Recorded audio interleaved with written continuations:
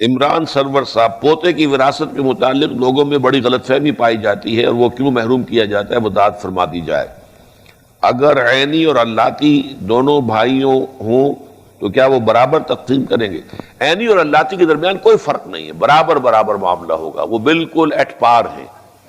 البتہ پوتا یتیم، میں نے آپ سے عرض کیا تھا نا کہ اس میں قاعدہ ہے، ایک دائرہ ہے،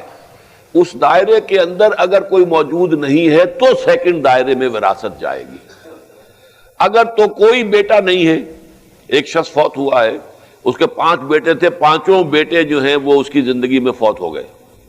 البتہ بیٹوں کی اولادیں ہیں، تو اب تو پوتے جو ہیں وارث ہو جائیں گے، اس لیے کہ پہلا دائرہ بالکل ختم ہو گیا ہے۔ لیکن پہلے دائرے میں ایک بیٹا بھی موجود ہے تو پھر وہ یتیم پوتا جو ہے، جو بیٹا فوت ہو گیا، اس کی اولاد وہ جو ہے محجوب الارث کہلاتی ہے، اسے وراثت میں سے حصہ نہیں ملے گا۔ اس کو اصل میں منکرین حدیث نے بہت اٹھایا، غلام احمد پرویز نے اس پر بڑا اڈا لگایا اور بڑا جو ہے علماء کے اوپر اس پر تنقید کی ہے، لیکن اصول ہوتے ہیں، ہر معاملے کے اندر کچھ اصول ہیں، اصولوں کی زد میں کوئی شے آ جاتی ہے تو اس کو ماننا پڑتا ہے، پھر اصول یہی ہے۔ باقی یہ ہے کہ چونکہ یتیم پوتا وارث نہیں رہا، تہائی کی حد تک اس کی وصیت کی جا سکتی ہے۔ فوت ہونے والا دادا وہ اپنے یتیم پوتے کے لیے یا یتیم پوتوں کے لیے تہائی کی حد تک وصیت کر سکتا ہے یا اپنی زندگی میں ہبہ کر سکتا ہے۔ مطلب یہ کہ کمپنسیٹ کرنے کے تو بے شمار ہیں، ہبہ جو ہے وہ کر سکتا ہے کہ میرا یہ جو ہے بیٹا فوت ہو گیا تھا، اس کی اولاد ہے، میں اتنا ہبہ کر رہا ہوں، اس کا اختیار اس کو حاصل ہے۔ لیکن جہاں تک وراثت کا تقسیم کا معاملہ ہے، اگر ایک بیٹا موجود ہے تو پھر پوتا جو ہے سیکنڈ لائن تک وہ وراثت منتقل نہیں ہوگی۔ باپ موجود ہے تو دادا پردادا کو وراثت منتقل نہیں ہوگی۔ ہو سکتا ہے کسی کی زندگی میں اس کا باپ تو فوت ہو جائے اور دادا جو ہے وہ موجود ہو تو ٹھیک ہے، باپ نہیں ہے، دادا ہے، دادا کو وراثت مل جائے گی۔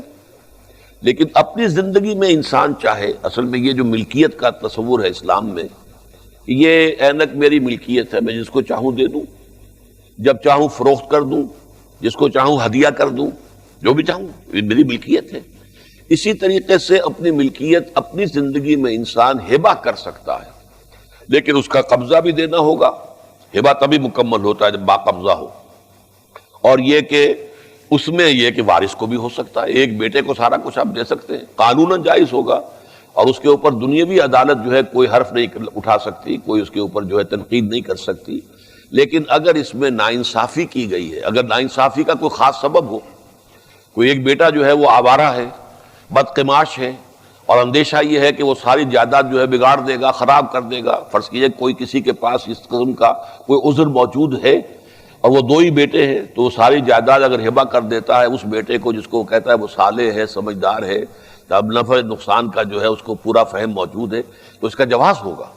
لیکن اگر ایسی کوئی شکل نہیں ہے اور خامخواہ جو ہے کسی ایک بیٹے کو آپ نے وراثت سے محروم کیا ہے، تو در حقیقت یہ بہت بڑا گناہ ہوگا۔ البتہ قانوناً اس کا حق حاصل ہے،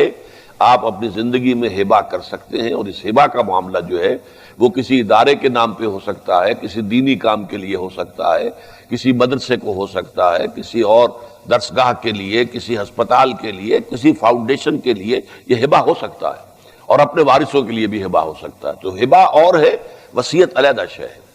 اور وراثت علیحدہ شے ہے۔ یہاں یہ کہ وراثت کا حق معین کیا گیا ہے، لیکن یہ کہ اسے لڑکے کے مقابلے میں آدھا رکھا گیا، اس کی وضاحت تو میں کر چکا ہوں۔ اور